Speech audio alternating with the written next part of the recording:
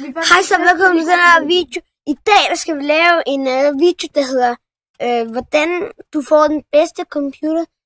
Sådan starter gamer PC til prisen, hvis du skal have stationær. Og jeg laver også en, eller så bagefter stationær, så laver jeg en med. Kan I gætte det? Der var, ja. Så vi starter med, du kan gå ind på en hjemmeside, der hedder Vision Gaming. Det er en god starter hjemmeside. Vision, der ligger link i beskrivelsen. Og så er der nogle forskellige. Så hvis du er ny, så er der den her First Gaming Computer. Der sidder i virkeligheden, så sidder der jo nogle gode ting i, ikke? Jeg synes, at man skal vælge Core i5. Adam, skal vi to spille lidt inde på... Eller i7, det kommer lidt an på, hvad man har. Og så hvis du bare er sådan en, der har penge, så kan du også købe den her til 11. Fordi den her, den koster 3.000 til sådan en. Alle kan være med på 4.000 med en fin grafikkort og sådan noget, ikke? Så er den her til 6.000, lige lidt bedre. Den er faktisk rimelig god. Og så er der den her Rage Gamer Computer. Det er, der sidder jo i7 eller i5, der vælger man selv, og så et Asus GTX 1070 og 1060 og 1060 og 1070 og 1080p. Det er bare, jeg synes, det er rigtig interessant. Og det var faktisk et ret godt spørgsmål, Adam. Tak.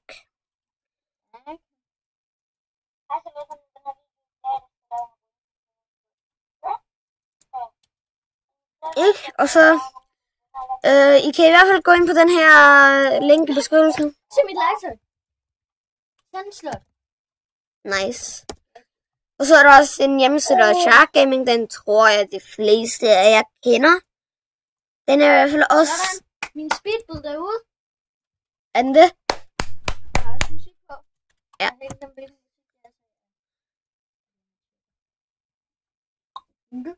Men det er i hvert fald herinde. Det er 2 videoer på en dag.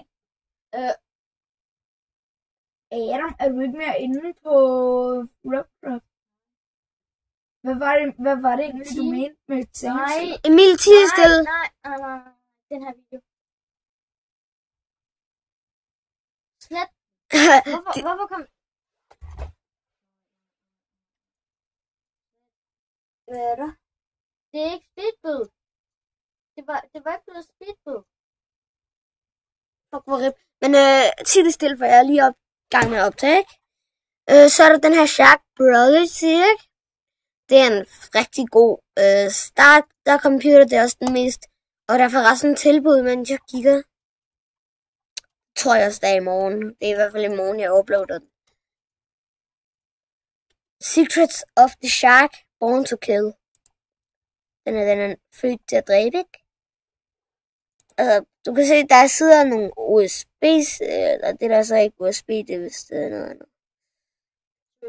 Det var en time af mit liv. Det var en time af mit liv, jeg brugte på at optage den her video. Fuck, hvor rip.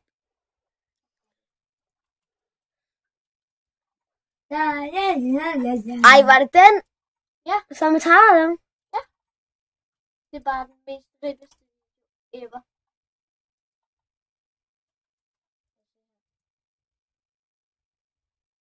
Ej, det er rip.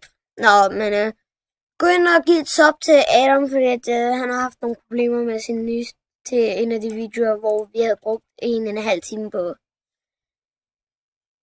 Ikke? Så inde på Shark Gaming er der i hvert fald nogle rigtig fine computere til at starte med. Stationær er mest det, jeg synes, der er fedt herinde.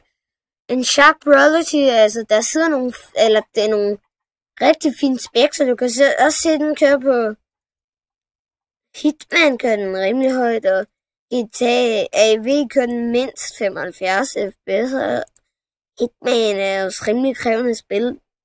Det har jeg selv.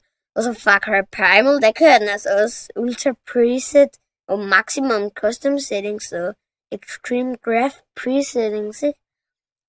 Så folk siger også uden problemer, så kan man lige læse deres anmeldelser, hvad de synes om rigtig god service på bestillingsafhæng. Det hele kører som det skal uden problemer, og så meget tilfreds.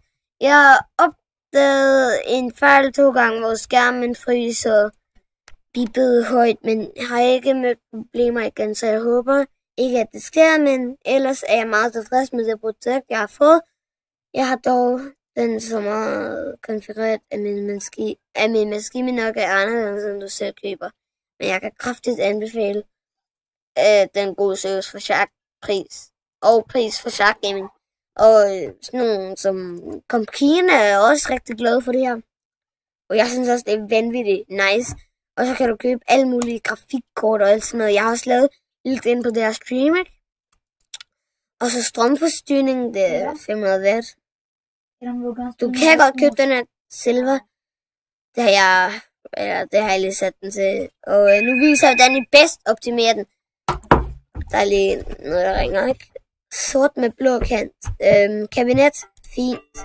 Lys, det kommer an på, om I gerne vil have det. Og så kan I også købe en ny CPU. Den er helt fin, men den her vælger jeg, fordi at jeg skal vise, hvordan man bedst optimerer den, hvis man har penge. Nok. Okay? Så du behøver ikke 1080p eller 1080. Du kan også bare tage til sådan et her, det er 12.000 lige nu. Og det er simpelthen alt, hvad du burde op... Nej, også rammene, de er virkelig dårlige. Der er virkelig ikke nogen ram i den her. Sådan her. Og så er der mere... Jo, bundkortet. Jeg skal lige vide, bundkortet bliver du også lige nødt til at erstatte. Eller Asus Prime er jo også et rigtig godt bundkort. Så 12.800. Så det er... 810, det er en rigtig god computer til prisen. Men hvis du er en af dem, som der går virkelig meget op i computer, og har masser af money og sådan noget, så kan I gå op i Great White Shark, eller sådan en, de her to, de er i hvert fald, alle de er inde på Mighty Shark er i hvert fald Born to Kill, altså der står der også der, at de fandme, ja, det er virkelig seriøst. Det her, det er noget, du kan game med, kan jeg sige. Og så bare skifte den op til en i7. Og så kan I opgradere grafikkortet, det bestemmer jeg selv, men der sidder 2 grafikkort.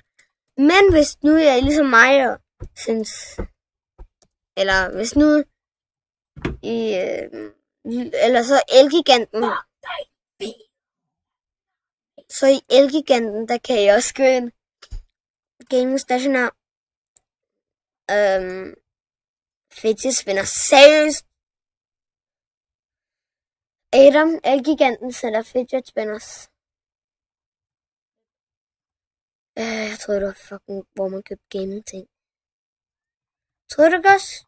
Man kan vælge selv. Man kan selv vælge.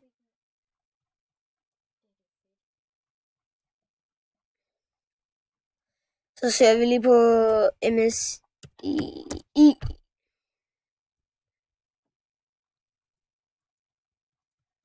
Hvor meget hader Nightblade er faktisk også ret god til prisen.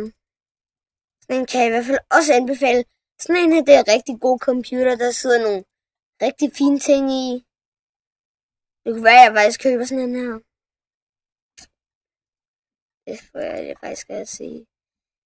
Indtil videre beholder jeg bare min dejlige bærbar. Men så den her, det er i hvert fald en, jeg har kigget rigtig meget på. Det eneste, du mangler, ikke? Det er, du kan bare lige indsætte noget nu. Du kan bare lige indsætte en anden processor, men det kan du selv. Det gør jeg. Men